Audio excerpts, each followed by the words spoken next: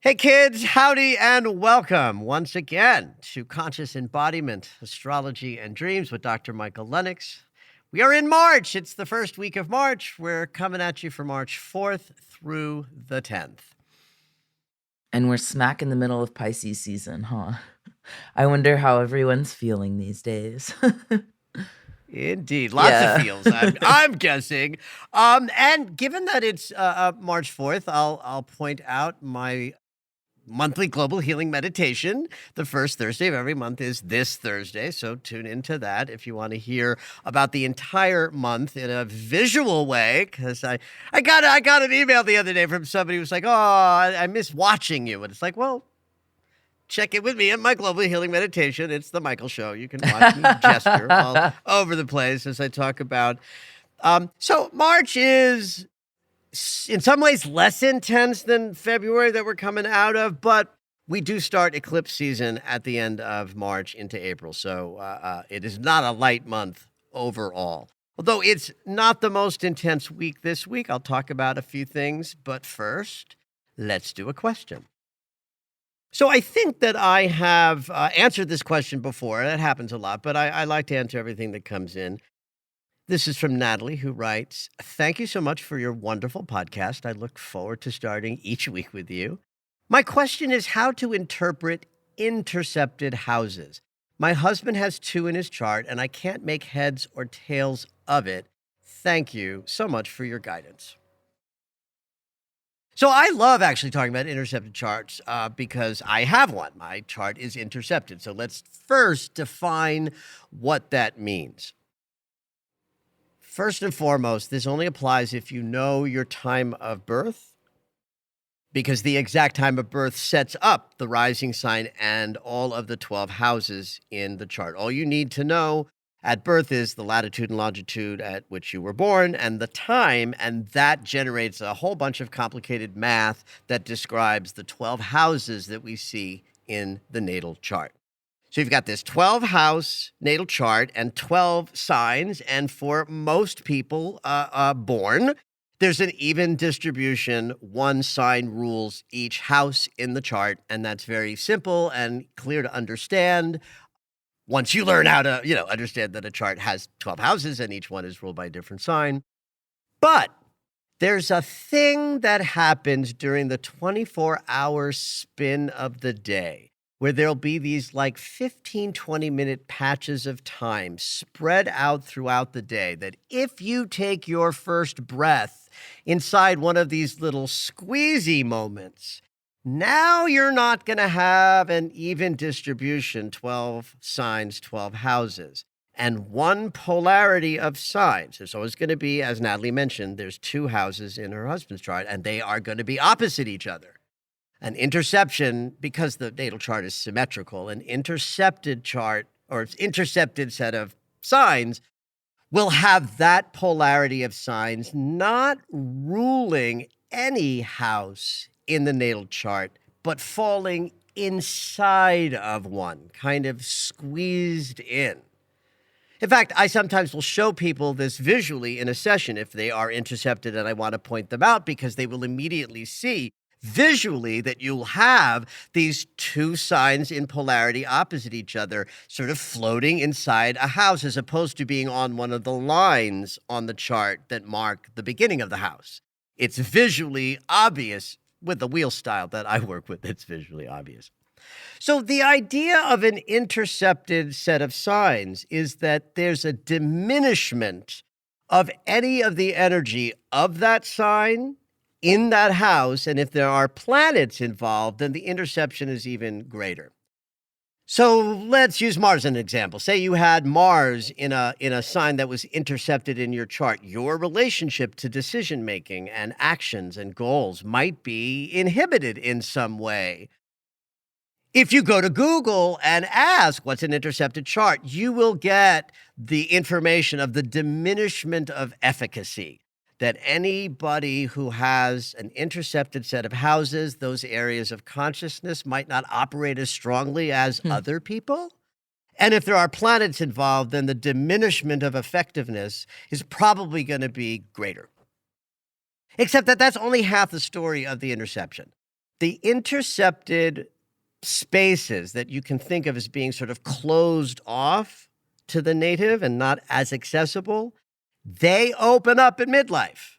Right around 40, 41, 42, the person with an intercepted chart is very likely to have a change in direction of some sort that is dramatic. Dramatic enough to say to the person in a session, hey, what changed at 40? I'll bet you it was big. And they're like, oh, yes, let me tell you all about it. One example that I've seen dozens and dozens of times is with women. Women who are mothers early and then become focused on a career around 40 might have an intercepted chart. Same thing as a woman who doesn't start a family until, 39, 40. That chart might reflect an interception. So in general, people with intercepted charts often feel like late bloomers. And I've had that empirically tested because I've said that to every freaking person who's ever come into my sessions with an intercepted chart. I'll say, do you feel like a late bloomer? And they will usually turn 6 shades of red and go, oh my God, yes. Right? So to wrap it up, yes, there will be a limitation in the use of certain energies in the first half of life in the intercepted chart. And you can just look at what's intercepted and make some interpretations about what areas of consciousness and what aspects of life will be. If there are no planets intercepted, don't bother thinking about it. The shift will be so minor, you won't feel like a deep late bloomer. Maybe if it's in Aries Libra, you'll take up watercolors at 40. That's your change. Right?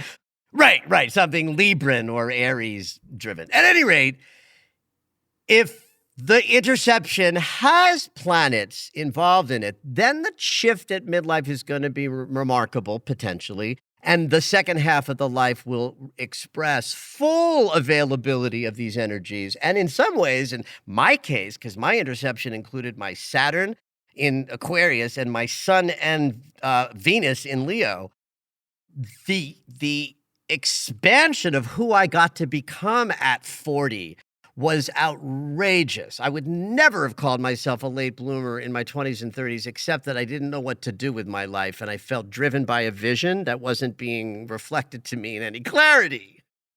But at 40, I was like, spiritual teacher, doctor of psychology, astrologer, dream interpreter, ready to share my gifts and talents with the world that was ready to receive them, but not until my interception opened up. I wonder, so you didn't realize it at the time that you were, not yet where you were going to be. Because I'm just thinking, this might give a sense of, damn, I don't want to wait for 20 more years. You know what I mean? Or people who are like, I don't want to wait for 10 more years for my calling. Yes, because I became an astrologer before my interception opened up. For about 10 years. So I did have the opportunity to live in my body and say to myself, all right, I'm still confused about what my vision is and why I'm here, but I know I'm moving towards a shift later that will change that journey. And it did. It happened in epic proportion. And so I sometimes hesitate to tell someone who's 28 years old that they have an interception and they might not find their juicy expansion till after 40, because who the fuck wants to hear that? Right. They're like, so I'm just like a dud. There's for 12 value years. in it. I remember sitting with a psychic at 25 who was a friend. This wasn't a session. And I sort of commented that I thought my 40s were going to be amazing. And she said, oh, no, it's your 50s that are going to be really amazing. And I remember thinking two things at 25. One was like, oh, Well, that sounds nice, like a future. And the other one was like, fuck! I'm 25. I want it now.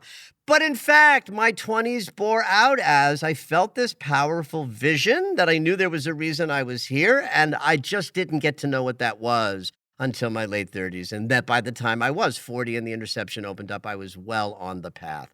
But it did take a long time to find it.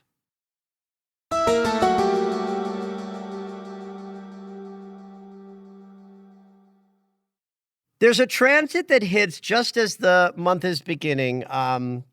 Really happened over the weekend here. And just a single hit of Jupiter semi-squaring Neptune. This is not a triple transit because Jupiter is just shooting forward. He doesn't go retrograde till October. So he's in Taurus. He'll zip through the rest of Taurus into Gemini, zip through half of that, and turn around, in October. But because of that, because he's moving fast and forward, and Uranus is just doing what he's doing typically, they're meeting in this semi-square at the beginning of March, and then only this once. This is a transit of confusion, of lack of direction, delays that come from unconscious sources. Now, it's Jupiter that's driving it. Jupiter's the faster planet, so the language would be Jupiter is transiting Neptune by semi-square. So Jupiter, being the faster moving planet, tells us what the transit is about. And because Jupiter's always about our expansion and our growth, then what Jupiter is saying is, hey, I'm moving, I'm expanding, we're growing, and we're giving you more. And Neptune is sort of tugging on Jupiter, saying, yeah, not so fast. We're a little confused. We're a little uncertain. The unconscious is delivering that uncertainty into the mix. And so this is like going to slow some things down. Jupiter moves fairly fast, so this has probably an influence over, say, the last 5 or 6 weeks and the month of March. So if you're moving through stuff and you're thinking, gee, I feel a little confused about how to proceed. And I got to tell you, I've been feeling that. I'm making a lot of changes in how I run my business. And it has been more confusing than I sometimes think it ought to be based on me and how I run my business and what I know I have to show up to. And yet there's been this slight, mild, but pervasive sense of confusion in my experience. And this is the transit that tells that same story. By the time we get to eclipse season, this is in our rearview mirror, and we've got bigger fish to fry because we got the wormhole and all of the craziness that this month will start up.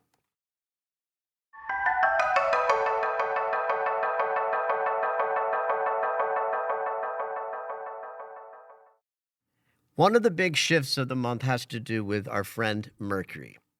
Right now, Mercury is still in Pisces, a sign he is not terribly happy here. He's doubly debilitated in Pisces. Too much water, too much flow, too much, fluidity for the planet of precision and communication. But that changes this weekend. On Saturday, actually the end of the day, Saturday, Pacific time, Mercury is going to move out of Pisces into Aries. He's neutral here, meaning he's not particularly elevated or diminished in this sign, but we certainly know Aries as the fiery startup, me first, let's get going energy. Mercury in Pisces is not bad. It's just debilitated in the realm of precision in communication. Mercury in Pisces is actually really good for guidance and intuition and creative inspiration and flow, just not good for dotting I's and crossing T's. So we get much more on fire from the neck up once we get through this weekend. In a general way, we can say that communication will be more comfortable with Mercury out of territory that he doesn't do so well in and into neutral territory where he's back to his usual capacity to think and perceive and engage and inspire conversations. Mercury spends about 2.5 weeks in every sign, except that this is where his next retrograde is going to be. So he will be here for the next couple of months. He won't be out of this territory for another 3 months. And I'm not going to talk in depth about that cycle because it ain't here yet. In fact, we don't even enter what's called the retrograde shadow for like 2.5 weeks. So once we get to that part of the month, I will be telling you that start paying attention from March 18th through April 1st. But I get a little ahead of myself. Just understand that as of the weekend, our thrust of communication gets aligned with the idea of starting things up, getting into action. And I think it's interesting that while Mercury was in Pisces, this semi-square between Jupiter and Neptune was activated. Neptune rules Pisces and is in Pisces. So between Jupiter and Neptune building in this square the last 3 weeks and Mercury in territory where he just doesn't know what's happening on dry land, I think that Mercury moving into Aries is going to be a welcome shift for us.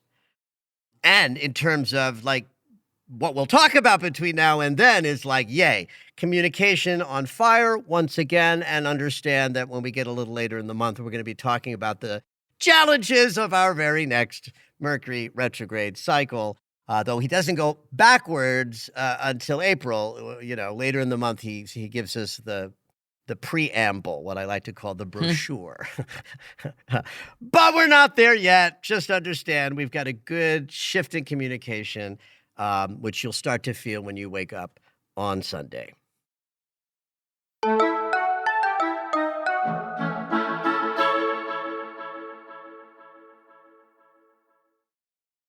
I think the best thing that I can say about the new moon in Pisces this weekend is that it puts the last lunar cycle to bed. And that was just such a difficult, it was a difficult lunar cycle, not going to lie. There was all sorts of shit going on last month that won't be part of this lunar cycle, notwithstanding that we have eclipse season in 2 weeks.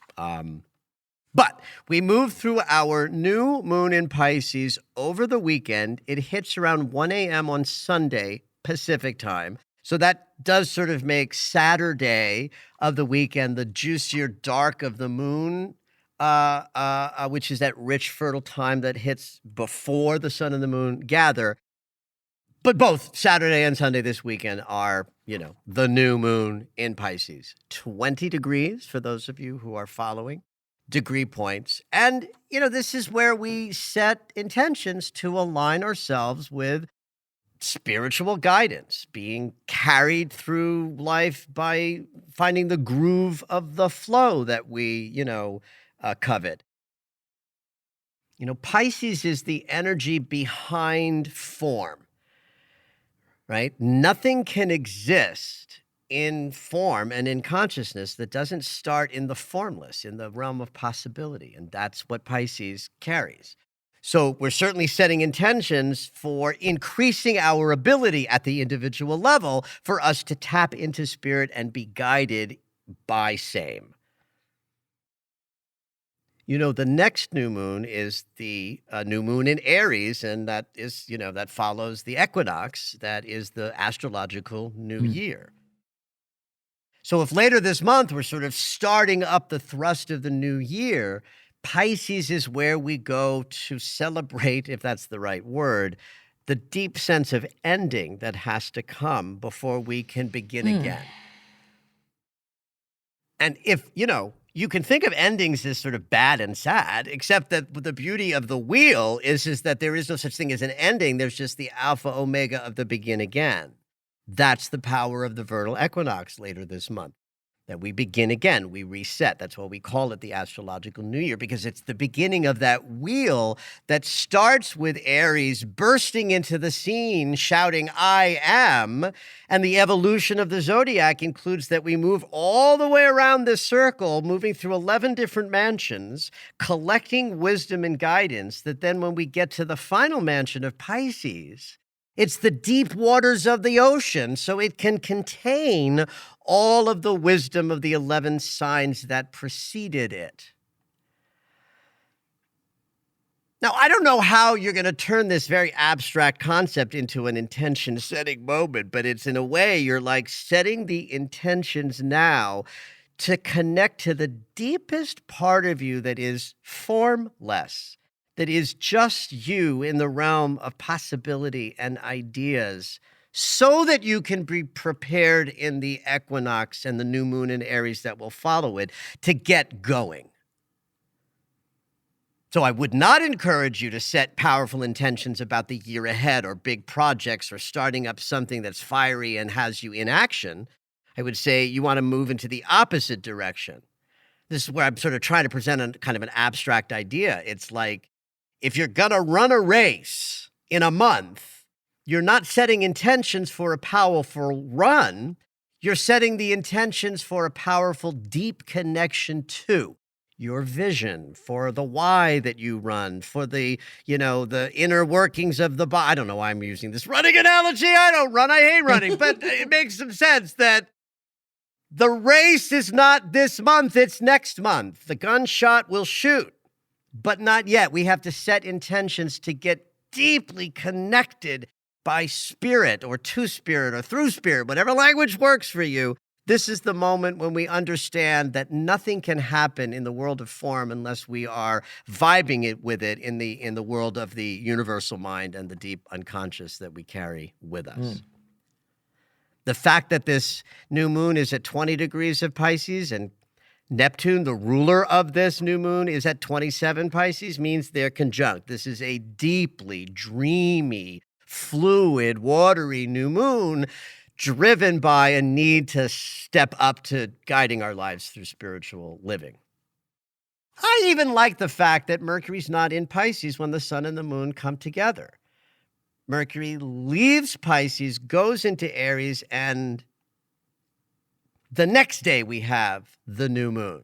That's great because this is such a watery freaking new moon. It's kind of like, here's your intention setting. Blah, blah, blah, blah, blah, blah, blah, blah, blah, blah, blah, blah. And it's like, that's you speaking your intentions underwater. But the fact that Mercury will be in the fiery air, sign of Aries while we're setting intentions, I think is beneficial because now the mind is how we use, it's what we use to set intentions. And at least that's not like floating at the bottom of the ocean.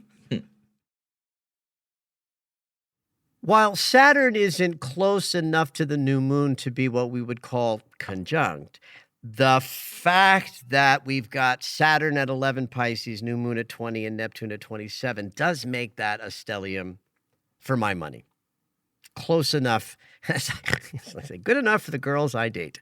So that deepens the kind of Saturnian importance to the moment ahead. It certainly imprints that the whole lunar cycle has some importance to it.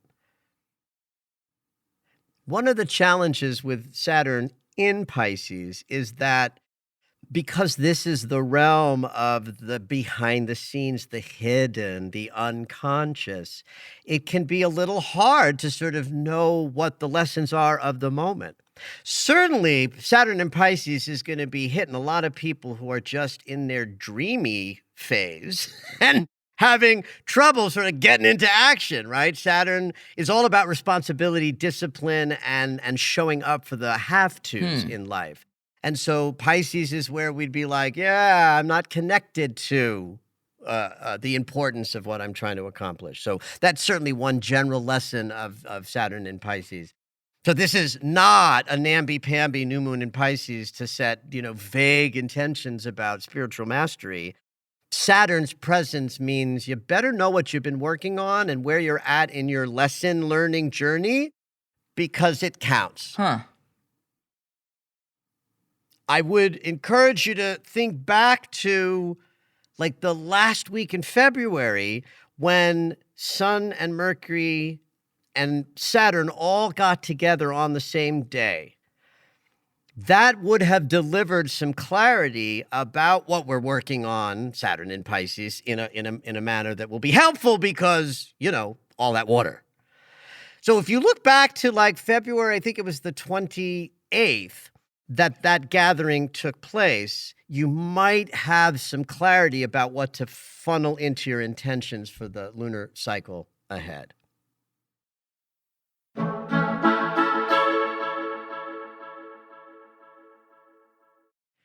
There's some loose backdrop energy in the new moon that's mildly unstable energetically. Mars has, just come off a square to Uranus that happens the day before the new moon, which sort of puts us in like fighting mode. But I don't think you need to take that into consideration when approaching how you're going to meet the new moon on Saturday or Sunday. So forget about all of the other sort of stuff, which you want to do. It's a Pisces new moon, right? So we're going to dive under the ocean's, surface, just like join the fish that are down there.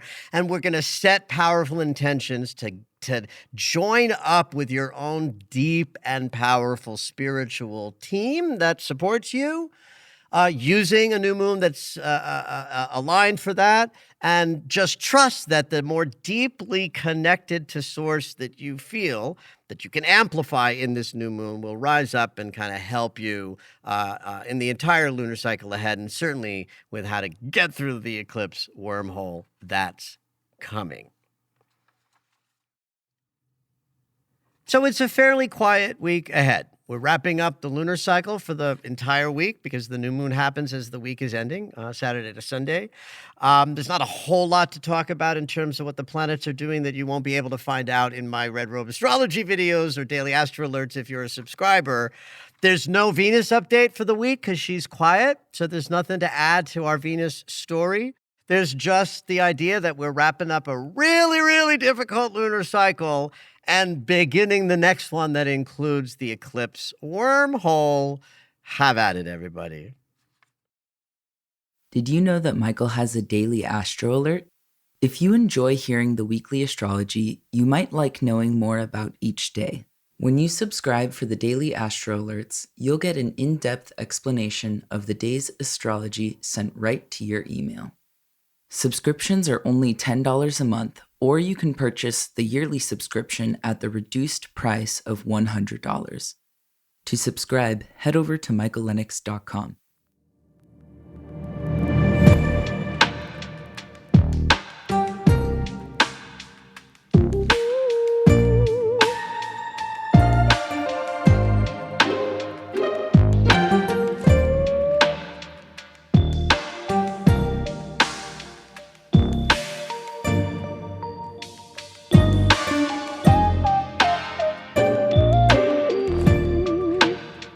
All right, it's dream segment time. Every week, Dr. Michael will interpret dreams that are sent in via email or take a live caller. If you would like your dream interpreted on the podcast, you can go ahead and email us at dreams@michaellennox.com. Hopefully your dream will make it onto the show.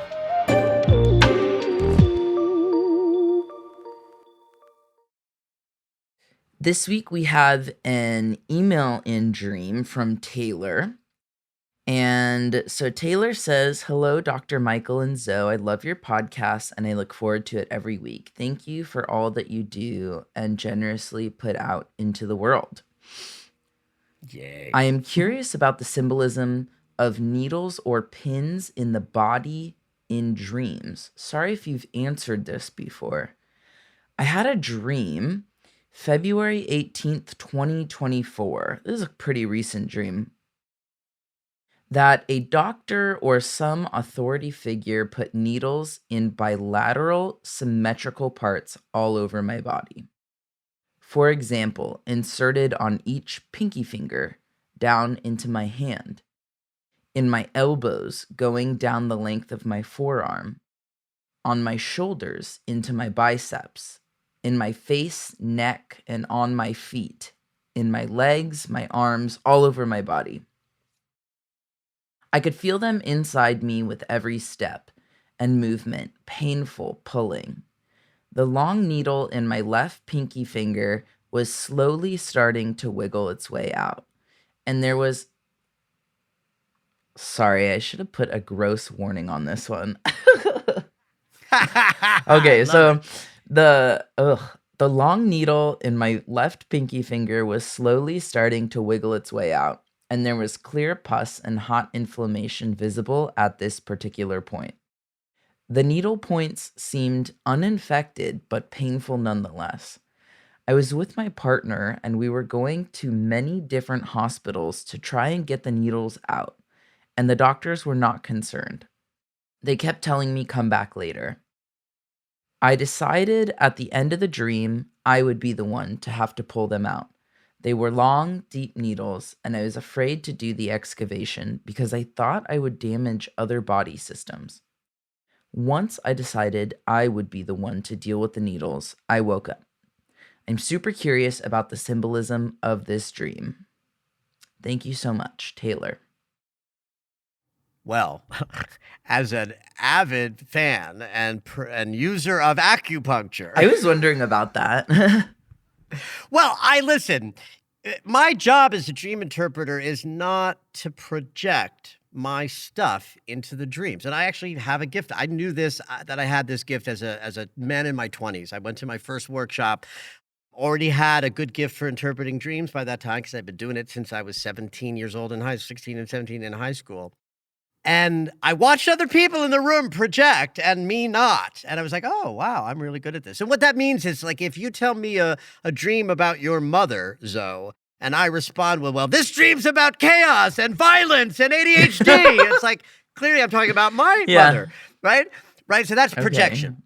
So me hearing this dream and being an avid user of acupuncture. I go weekly to the acupuncturist and have for the last 10 years, and that's not the first time I've done acupuncture in my life. It's just something that is now a permanent part of my wellness routine.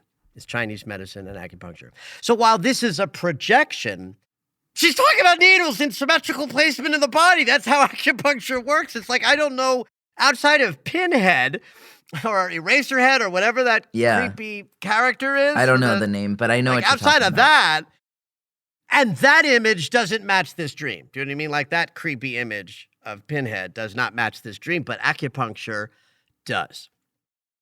Because acupuncture is following these meridian lines, and there is symmetry involved in the body. And I can't help but project.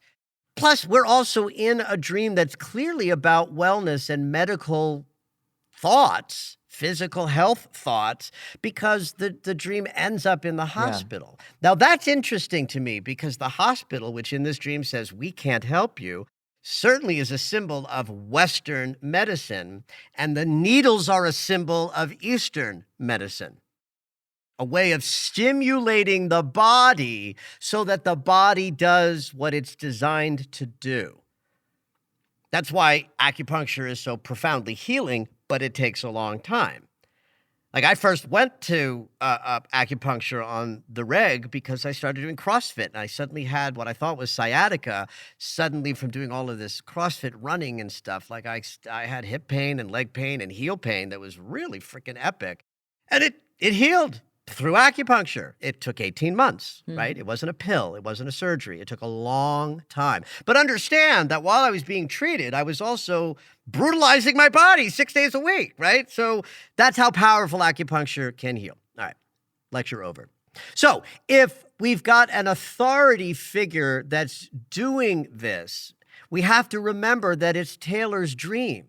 And that authority figure is not outside of her, it's inside of her. There's some authority that is sort of showing her something about how healing works. And there's something interesting about the first way she described this. Everything is about, like, joints and then down into what they're used for. Elbows down to the forearm, which means if your elbow's working, your forearm can do what it wants or is supposed to do. If the shoulder's working, your biceps are free to pull. So there's so much in how she's describing the dream and the needles and who's giving them and what it's doing that I can't get away from the idea of this is a dream about alternative healing modalities. And even if that's not literal, like, Taylor, I'm not diagnosing you or saying you need medical help, but I'm certainly seeing that the dream is showing a valuing of what we would call esoteric healing modalities over the Western, where the hospital is the Western that denies her. So you could project this interpretation onto other themes, not just healing and medical. It's the difference between stimulating the body to trust that it can do what it's designed to do, as opposed to going for the fix that won't really heal the body. And then you can transmute that interpretation to think about other ways that maybe Taylor is looking to trust First of all, trust herself is certainly a message in this dream, because what happens at the end of the dream? She puts herself in the driver's seat about what her care needs are. So if nothing else, the dream is about stop looking outside yourself, even though it might be painful, to turn within and sort of trust your own process of healing, whether it's psychic or physical. That the fact that the dream ends with Taylor in charge of her own sort of future, I think is a powerful message of the dream. I think it's very interesting that there's a locus for the sort of the yucky, right? That the pinky finger is what, and on the left hand is what is showing the impact of the inner problem, right? The body's in trouble and it's showing up in her left pinky as pus and disgusting, gross stuff. So if I have a finger in a dream as a symbol, one of the places I'm going to go is astrology, because astrology has rulership over the fingers and the pinky is Mercury's finger. So that means there's perception involved in the finger that is what we call the pinky, because Mercury is, how we perceive. There's also a way in which the hands reflect different elements. This is a 5-element system where there's ether as well, but like the thumb is fire, the pointy finger is air, the middle finger is ether, the ring finger is earth, and the pinky is water. So now we deepen the sort of essence of the dream interpretation to mean that it has something to do with emotional perception of life that is toxic, that needs to be released. In fact, is being released, right? Because the dream shows us this healing is in process. It's painful, it's a little disgusting, but it is efficiently removing toxicity of emotional perception, because it's the left hand and not the right. It's very much about the feminine principle of being in the feeling body and not the masculine principle of action and doing. And since this is a recent dream, I'm wondering if there aren't ways that Taylor is being asked to sort of stop moving and being in action out there in the world in order to allow for a deeper healing to go on in, with, and through and as the body, and to trust the spiritual connection behind these desires rather than the practical or the structural or the real world. I think it's fascinating that we just got done talking about the new moon in Pisces. Like, you don't tell me what dream you're bringing, and I don't see the dreams before the Zoe chooses them. Like, the experience of interpreting has to be fresh. I want it to be fresh, so I don't want to hear the dream beforehand. So, and you don't choose the dream while we're sitting here talking about astrology. You come knowing which dream you want to use. So to me, this dream is about new moon in Pisces. Set intentions to rely on your spiritual connection and the realm of possibility that is before the land of form. And if there's a healing that's needed, Taylor, let it happen. It's clearly underway. It might be a little gross and yucky, but it's happening. And it's the more spiritual, esoteric sides of consciousness that are going to help you right now. So lean into that. Thank you for listening to Conscious Embodiment, Astrology and Dreams with Dr. Michael Lennox. You can find us on Apple Music, the iHeartRadio app, and anywhere you find your favorite shows. Head on over to michaellennox.com for information on astrology readings, the daily Astro Alert subscription, upcoming classes, and to join the mailing list.